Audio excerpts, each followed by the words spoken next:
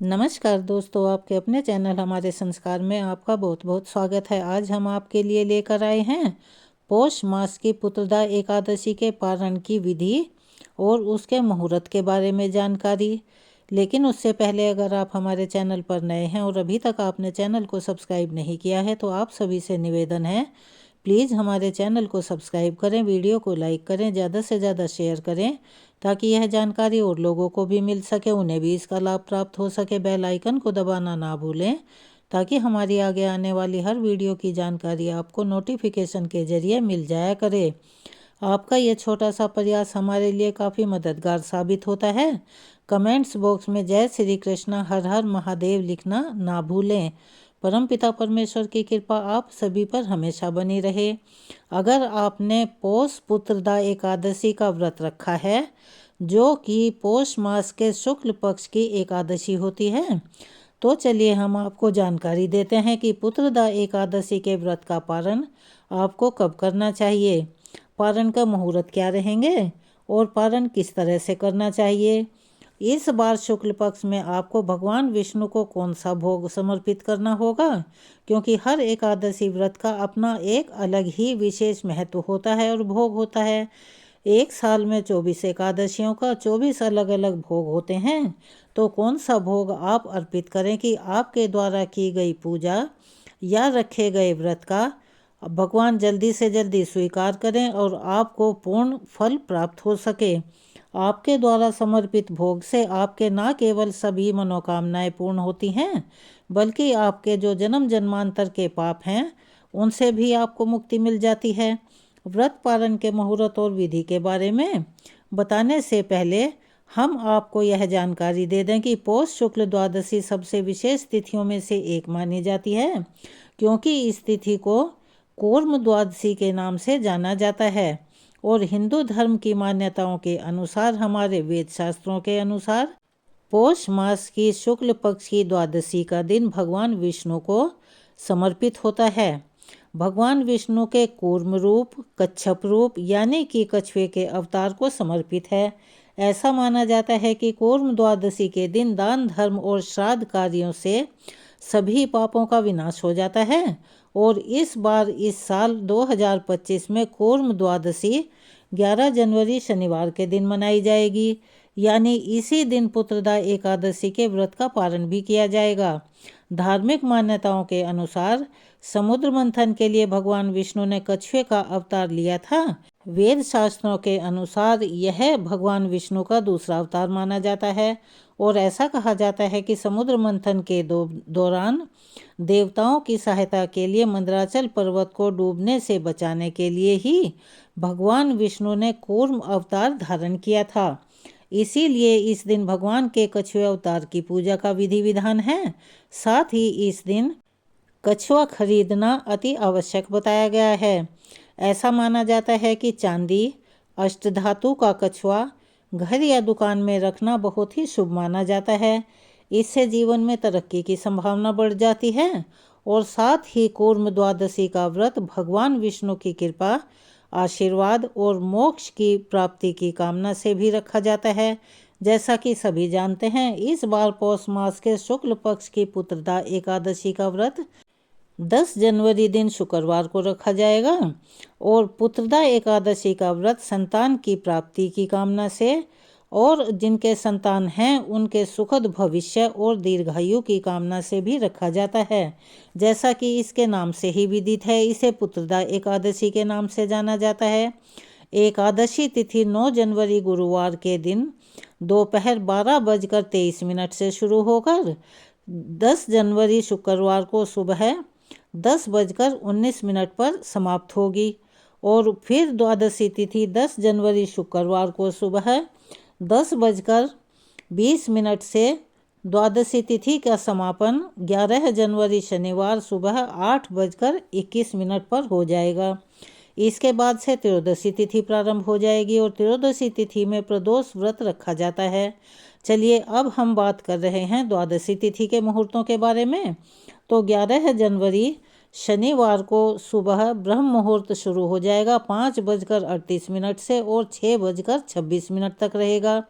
इस दिन सूर्योदय सुबह 7:14 पर और सूर्यास्त शाम को 5:55 पर होगा। प्रातः काल की पूजा का शुभ मुहूर्त सुबह 5:54 से 7:15 तक रहेगा। शुक्ल योग सुबह 11:49 तक, उसके बाद में ब्रह्म योग शुरू हो जाएगा। ये दोनों ही योग अति शुभ माने जाते हैं। इन दोनों मुहूर्तों में दान, स्नान, पुण्य के कार्य करने, किसी नए काम की शुरुआत के लिए बहुत ही शुभ मुहूर्त माने गए हैं। लेकिन एक बात का ध्यान रखिएगा, इस दिन राहु काल सुबह 9 बजे से 10:30 तक रहेगा। राहु काल के समय कोई भी नया काम करने से बचना चाहिए। लेकिन राहु काल के समय आप अगर करना चाहें तो राहु और केतु की ग्रह की शांति के लिए काली चीज़ों का दान अवश्य कर सकते हैं, जैसे कि काले कंबल का दान, काले तिलों का दान, या अगर आप काले वस्त्रों का दान करना चाहें वो भी कर सकते हैं। और इन सब के अलावा आप लोहे का दान भी राहु काल के समय में कर सकते हैं, क्योंकि काला रंग राहु और केतु दोनों को ही समर्पित है। हरिवासर के समय 10 जनवरी शुक्रवार को शाम 3:30 तक समाप्त होगा। यानी जिस दिन आप एकादशी का व्रत रखेंगे उसी दिन शाम तक हरिवासर का समय भी समाप्त हो जाएगा। कभी भी एकादशी का व्रत हरिवासर के समय नहीं खोला जाता, अर्थात उसका पारण नहीं किया जाता। इस बात का आप सभी को ध्यान रखना होगा। लेकिन हरिवासर के समय जो भगवान विष्णु की जितनी पूजा करता है, जितना मानसिक रूप से मंत्रों का जाप करता है या मानसिक रूप से भगवान को याद करता है, इस शुभ समय में कथाओं का श्रवण करता है, दूसरों को सुनाता है या पढ़ता है, उन सभी भक्तों पर भगवान विष्णु की विशेष कृपा बरसती है। व्रत पारण हमेशा शुभ मुहूर्त में ही करना चाहिए। और इस बार पुत्रदा एकादशी का व्रत 11 जनवरी को शनिवार के दिन सुबह 7:14 से 8:21 के बीच में खोला जाएगा, अर्थात व्रत का पारण किया जाएगा। व्रत के पारण करने को ही व्रत खोलना कहते हैं। आप पूजा सुबह कर सकते हैं। व्रत पारण मुहूर्त से पहले आप दान भी दे सकते हैं, लेकिन स्वयं जो भी अन्न ग्रहण करना होता है वह भोजन सात्विक होना जरूरी है। व्रत पारण मुहूर्त के अंदर ही आपको ग्रहण करना चाहिए। द्वादशी तिथि के दिन भी आपको भगवान विष्णु की विधि विधान से पूजा करनी चाहिए। और विष्णु भगवान की पूजा के साथ साथ तुलसी माता की पूजा भी अवश्य ही करनी चाहिए, क्योंकि तुलसी माता भगवान विष्णु को अति प्रिय हैं। जो भी नैवेद्य आप भगवान को अर्पित करना चाहते हैं वो स्नान करके पहले ही तैयार करके रख लें। और इस दिन आपको भगवान श्री कृष्ण के बाल स्वरूप यानी कि लड्डू गोपाल की पूजा और सेवा भी करनी चाहिए।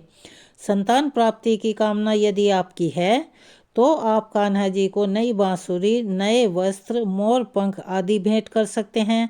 माखन मिश्री का भोग लगाकर आप माखन मिश्री का दान यदि करते हैं तो संतान प्राप्ति की जो कामना है वो अति शीघ्र पूरी होती है और भगवान कृष्ण की कृपा से वह बहुत ही सुंदर संतान की प्राप्ति करवाती है। और दूसरी बात यह है कि इस दिन कूर्म द्वादशी है, तो ऐसे में यदि आपके घर पर पहले से ही भगवान विष्णु के कछुआ अवतार की कोई भी प्रतिमा, तस्वीर या कच्छप महाराज जी विराजमान हैं तो आप उनका पूजन दूध, दही, घी या पंचामृत से करें। प्रतिमा पर कुमकुम, चंदन या रोली अर्पित करें। तुलसी के पत्ते और पीले पुष्प अवश्य ही अर्पित करें। इसके बाद धूप दीप जलाकर आप भगवान विष्णु का पूजन करें। यदि आपने आज भी व्रत रखा है तो आप पूजा करने के बाद व्रत का पारण मुहूर्त के अंदर केवल फलाहार करके या जल ग्रहण करके पूरा दिन निराहार रहकर भी कर सकते हैं। द्वादशी तिथि के दिन भगवान विष्णु के कूर्म अवतार की कथा सबको सुननी चाहिए। ऐसा करने से जो व्रत नहीं भी रख पाते हैं उन्हें भी व्रत रखने का पुण्य फल प्राप्त होता है। दान की सामग्री अपनी सामर्थ्य के अनुसार आप रखें और उसका दान किसी योग्य व्यक्ति को, जरूरतमंद व्यक्ति को अवश्य दें। यदि आप किसी भी प्रकार का दान देने में सक्षम नहीं हैं तो केवल आप गाय को एक रोटी गुड़ के साथ भी खिला सकते हैं। इसके अलावा आप काले और सफ़ेद तिलों का दान भी इस दिन कर सकते हैं। जब आप व्रत का पारण करें तो उससे पहले अपने द्वारा रखे गए व्रत का पुण्य भगवान के चरणों में जरूर समर्पित कर दें। और इस बार आप भगवान विष्णु को गुड़ और तिल का विशेष भोग समर्पित कर सकते हैं। भगवान को समर्पित भोग को आप अग्नि देवता को भी समर्पित करें, जैसे कि हम घरों में अग्यारी करते हैं या छोटा सा जिसे हवन कहा जाता है उसमें समर्पित कर दें, जिससे आप छोटे हवन के माध्यम से अग्नि देवता को समर्पित कर सकते हैं, क्योंकि अग्निदेव के माध्यम से ही हमारे आराध्य देवी देवता अपने अपने हिस्से का भाग स्वीकार करते हैं, अर्थात उन तक वह पहुंचता है। भगवान विष्णु की पूजा करने के बाद तुलसी माता की पूजा और तुलसी माता की परिक्रमा करके तुलसी माता की कथा भी अवश्य ही सुने। व्रत रखने वाले भक्तों को भगवान विष्णु को समर्पित भोग को ही प्रसाद के रूप में ग्रहण करके अपने व्रत का पालन करना चाहिए। एक बात अवश्य ही ध्यान रखें, भगवान विष्णु के भोग में तुलसी के पत्ते जरूर होने चाहिए, क्योंकि तुलसी भगवान विष्णु को अति प्रिय है और तुलसी पत्र के बिना भगवान विष्णु अपने भोग स्वीकार नहीं करते हैं, जो कि आपको दशमी के दिन ही तोड़ कर रख लेने चाहिए, क्योंकि एकादशी को तुलसी के पत्ते नहीं तोड़े जाते। और सबसे पहले तुलसी का पत्ता और जल ग्रहण करके आपको अपने व्रत का पालन करना चाहिए, अर्थात व्रत खोलना चाहिए। इसके बाद भगवान विष्णु को समर्पित जो भी नैवेद्य पकवान या जो भी भोजन आपने बनाया हुआ हो, जो कि सात्विक होना चाहिए, आपने अर्पित किया है, उसे प्रसाद के रूप में ग्रहण करके थोड़ी देर के बाद आप सात्विक भोजन ग्रहण कर सकते हैं।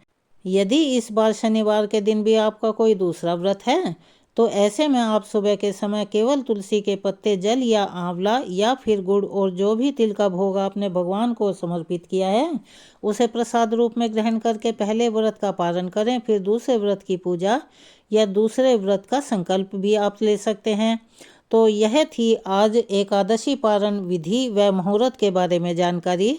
आप सभी को कैसी लगी कमेंट्स बॉक्स में अपनी राय अवश्य ही लिखें। अगर आप हमारे चैनल पर नए हैं और अभी तक आपने चैनल को सब्सक्राइब नहीं किया है तो आप सभी से निवेदन है, प्लीज़ हमारे चैनल को सब्सक्राइब करें, वीडियो को लाइक करें, ज़्यादा से ज़्यादा शेयर करें ताकि ये जानकारी और लोगों तक भी पहुंच सके, उन्हें भी इसका लाभ प्राप्त हो सके। बेल आइकन को दबाना ना भूलें ताकि हमारी आगे आने वाली वीडियो की जानकारी आपको नोटिफिकेशन के जरिए मिल जाया करे। कमेंट्स बॉक्स में जय श्री कृष्णा, हर हर महादेव लिखना ना भूलें। अपना प्यार और सहयोग हमें ऐसे ही प्रदान करते रहें। धन्यवाद।